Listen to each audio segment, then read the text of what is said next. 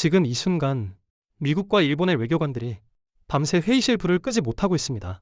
미국은 슬그머니 주한미군 기지 소유권 얘기를 꺼내들었고, 일본은 100억 달러 돈 보따리를 싸들고 북한 문 앞을 서성이고 있습니다. 여러분, 이게 말이 된다고 생각하세요?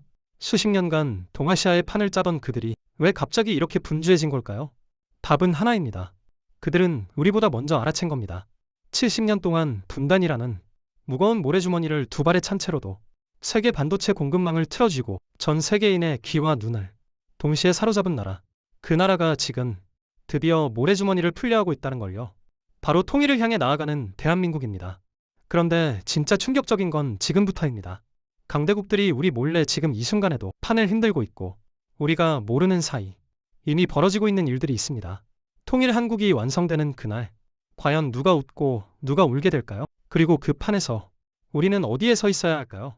잠깐 1953년으로 돌아가 보겠습니다. 전쟁이 끝난 한반도는 말 그대로 잿더미였습니다. 서울 한복판에 멀쩡한 건물이 없었고 국민 대부분이 하루 한 끼를 걱정해야 했습니다.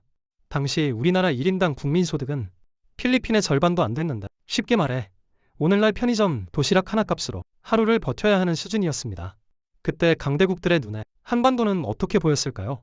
딱 한 가지였습니다. 저 땅 우리 필요할 때 쓰면 되겠다. 미국에게는 소련과 중국을 막아주는 방패였고, 일본에게는 대륙으로 나가는 징검다리였습니다. 우리가 어떻게 살고 싶은지 처음부터 아무도 묻지 않았습니다.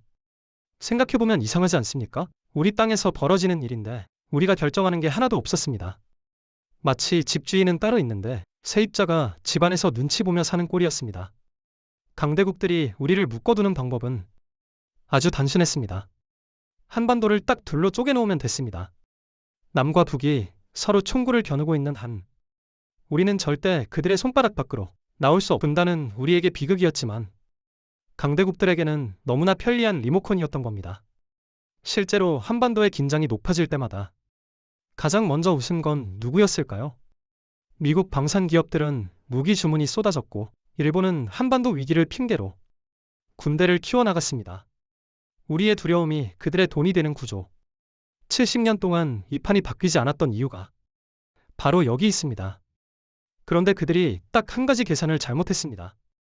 모래주머니를 차고 뛰다 보면 나중엔 그게 오히려 근육이 된다는 사실을요.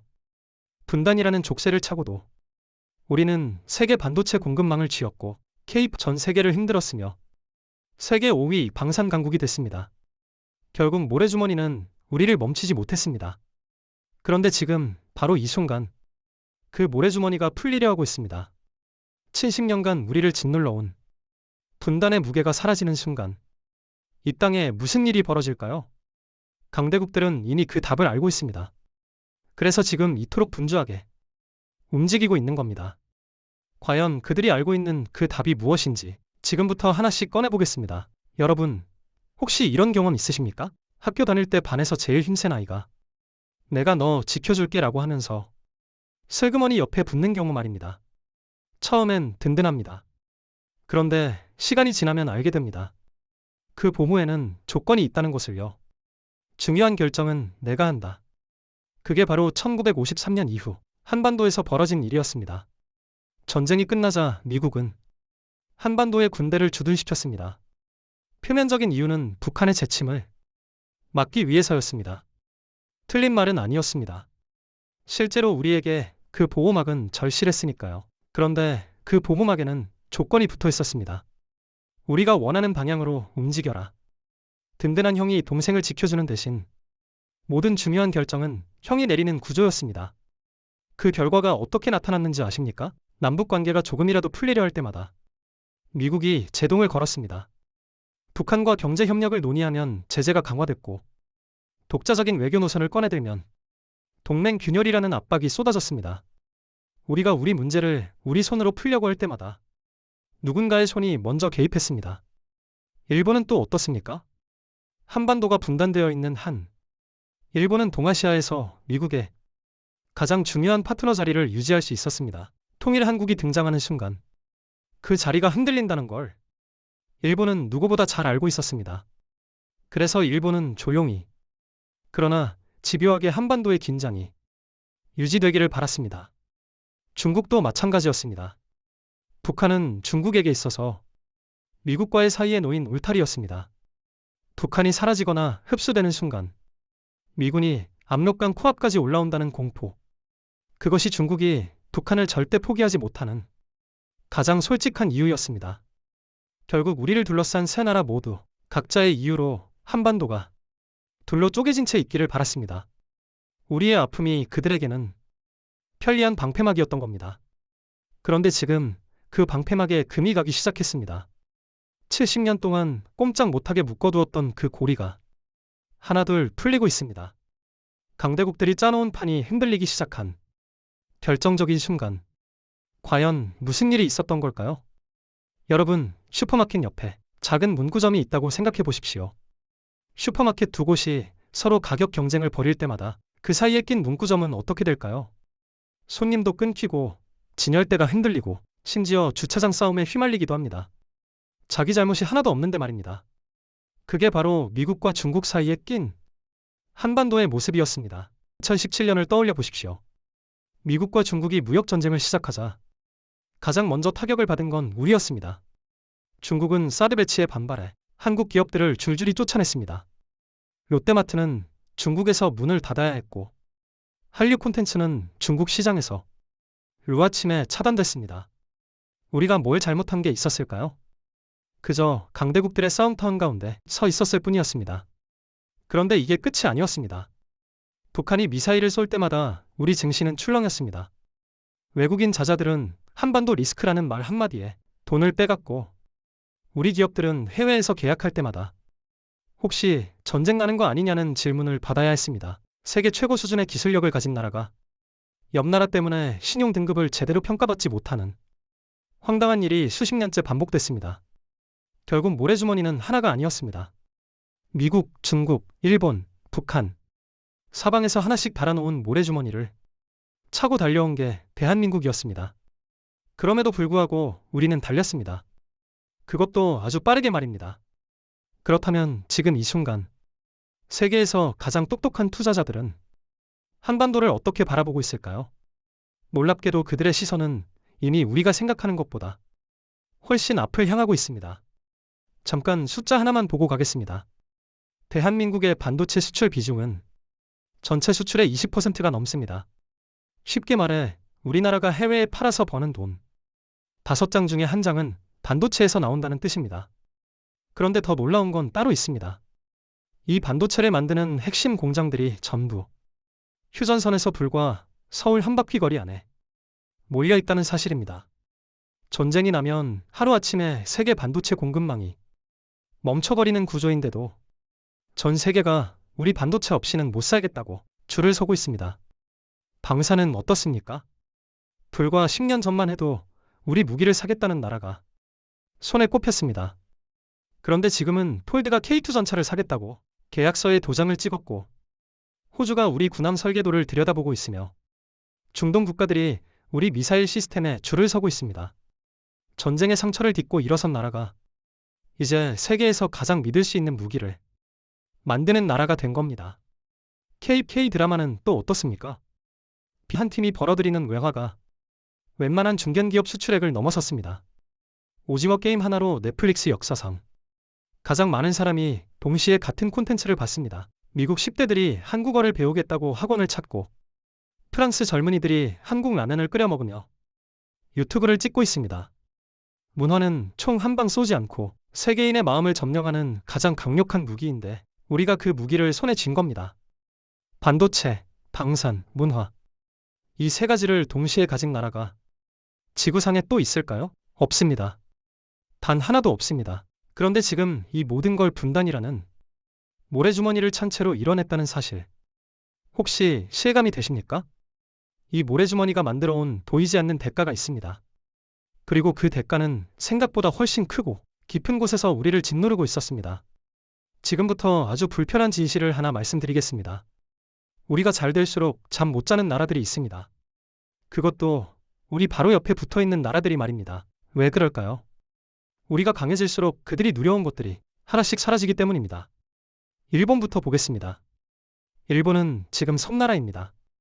당연한 말처럼 들리지만 이게 일본에게는 사실 치명적인 약점입니다. 모든 자원을 배로 실어 날라야 하고 대륙으로 나가는 길이 막혀 있습니다. 그런데 한반도가 통일되는 순간 부산에서 기차를 타면 유럽까지 이어지는 대륙 철도가 열립니다. 그 물류의 중심은 한국이 됩니다. 지금껏 동아시아 물류 허브 자리를 차지해온 일본이 하루아침에 변방 섬나라로 전락하는 겁니다. 그래서 일본이 움직였습니다. 100억 달러를 들고 북한 문을 두드렸습니다. 중국은 어떻습니까? 북한은 중국에게 있어서 미국을 막아주는 담벼락입니다. 그 담벼락이 무너지는 순간 미군이 압록강 바로 건너편에 서게 됩니다. 중국 입장에서는 자다가 날벼락 맞는 격입니다. 그러니 중국은 북한에 매년 식량과 에너지를 퍼줍니다. 담벼락이 쓰러지지 않게 버팀목을 대주는 겁니다. 미국은 또 다릅니다. 주한미군이 있는 한 미국은 동아시아 어디든 30분 안에 군사력을 투입할 수 있습니다. 통일 한국이 완성되면 주한미군의 존재 이유가 흔들립니다. 미국 입장에서는 동아시아 패권의 핵심 거점 하나를 잃는 셈입니다. 정리하면 이렇습니다. 담벼락이 무너집니다. 거점이 사라집니다.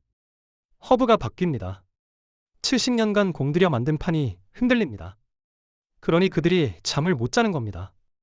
우리의 통일이 그들에게는 악몽인 이유, 이제 보이십니까? 그런데 정작 우리가 놓치고 있는 게 있습니다. 그 악몽의 크기만큼 우리에게는 기회가 쌓이고 있다는 사실입니다. 여러분, 동네에 진짜 크고 화려한 놀이공원이 하나 생겼다고 상상해보세요. 매일 신나는 음악이 빵빵 터져나오고 롤러코스터는 쌩쌩 달리고 사람들은 솜사탕을 먹으며 웃고 난리가 났습니다. 그런데 그 바로 옆에 녹슬고 부서진 미끄럼틀 하나만 덩그러니 있는 낡은 놀이터가 있습니다. 놀이터 주인이 동네 아이들을 뺏기지 않으려면 어떻게 해야 할까요? 그네도 예쁘게 칠하고 모래도 깨끗하게 갈아놔야 정상입니다. 그런데 이 주인은 아주 이상한 행동을 합니다. 놀이터 주변에 거대한 철조망을 치고 아이들 눈을 꽁꽁 가리면서 이렇게 소리칩니다. 저쪽 놀이공원 쳐다보는 녀석은 평생 화장실 청소만 시킬 거다. 저긴 완전 우리 철천지원시야. 이게 바로 지금 북한 김정은 정권이 꺼내든 이른바 적대적 두 국가론의 진짜 모습입니다. 최근 북한은 법에서 통일이라는 단어를 아예 지워버렸습니다. 이제 우리는 핏줄도 아니고 완전 남남이니까 서로 아는 척도 하지 말자고 굵은 선을 쫙 그어버린 거죠. 겉으로 보면 무서운 얼굴로 으름장을 놓는 것 같습니다. 하지만 이걸 경제와 힘의 원리로 딱 뒤집어 보면 어떨까요? 이건 공격이 아니라 제발 살려주세요 하고 두 손 두 발 다 든 처절한 항복선언이나 다름없습니다. 왜 그런지 살펴볼까요? 두 나라의 체제 경쟁. 쉽게 말해 누가 더 잘 사나 하는 게임은 이미 우리의 완벽한 압승으로 끝났기 때문입니다.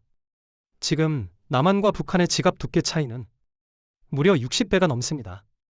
우리가 5만원권 지폐로 60층짜리 으리으리한 레고 빌딩을 뚝딱뚝딱 쌓아 올릴 때 저들은 비가 줄줄 새는 낡은 종이박스 하나를 겨우 구해서 덮고 있는 수준입니다. 그런데 북한 독재자를 진짜 벌벌 떨게 만든 건 돈이나 미사일이 아니었습니다. 바로 스마트폰 화면을 뚫고 들어간 우리의 아이돌 댄스와 바삭한 치킨이었습니다. 휴전선을 훌쩍 넘어 북한 안방까지 몰래 스며든 K-드라마와 K-팝은 핵폭탄보다 무서웠습니다. 밤에도 반짝반짝 빛나는 서울의 야경. 자유롭게 웃고 떠들며 데이트하는 남녀. 친액을 배달시켜 먹는 평범한 나만의 일상을 북한 주민들이 훔쳐보기 시작한 겁니다. 독재자에게 가장 치명적인 독약은 바로 이 자유롭고 풍요로운 맛입니다. 한번 맛보면 절대 잊을 수 없으니까요. 이 문화를 못 막으면 자기들이 와르르 무너진다는 엄청난 공포감이 북한 수뇌부의 목을 꽉 조르고 있는 겁니다. 그래서 남한 말씨, 예를 들어 오빠라는 말만 써도 감옥에 보내는 말도 안 되는 법을 만들고 제발 너희들의 그 잘난 놀이공원에서 우리를 뚝 떨어뜨려줘 하며 발버둥을 치는 겁니다. 결국 모래주머니는 거인의 발걸음을 멈추지 못했습니다. 70년 동안 우리 발목을 꽉 물고 늘어지던 무거운 족쇄가 오히려 너무나 눈부신 우리의 매력에 화상을 입고 스스로 떨어져 나가려 하고 있습니다. 자, 그렇다면 여기서 머릿속에 커다란 물음표가 하나 딱 떠오릅니다. 북한이 스스로 문을 걸어 잠그고 우리 발목에서 떨어져 나가는 바로 그 순간 70년 동안 좁은 땅에 꽁꽁 묶여있던 우리의 거대한 에너지는 대체 어디로 터져나가게 될까요? 그 에너지가 뚫고 나가는 길목에 전 세계의 돈과 권력이 블랙홀처럼 빨려 들어갈 텐데 말입니다. 여러분, 우리 발목을 잡고 있던 모래주머니가 툭 끊어지는 순간 어떤 일이 벌어질까요? 상상해 보세요.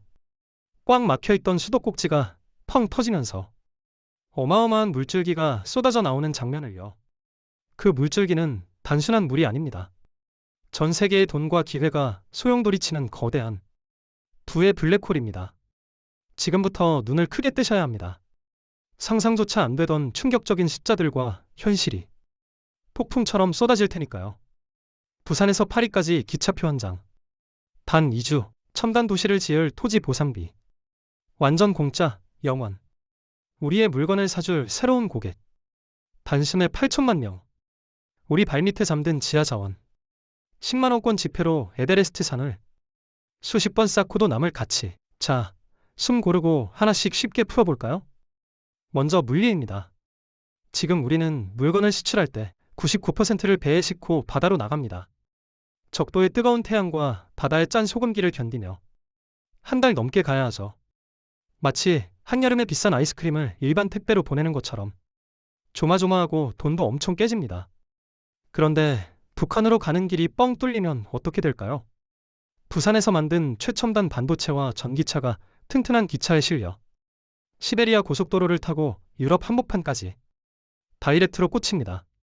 바다 한가운데 둥둥 떠있던 외딴섬 같았던 대한민국이 거대한 유라시아 대륙과 태평양을 연결하는 지구상에서 가장 완벽한 메가 환승역이 되는 겁니다.